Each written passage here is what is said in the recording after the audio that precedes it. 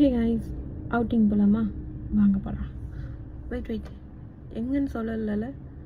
சிவன்மலை பேர் தான் சிவன்மலை, ஆனால் கருவறையில் இருக்கிறது முருகர்.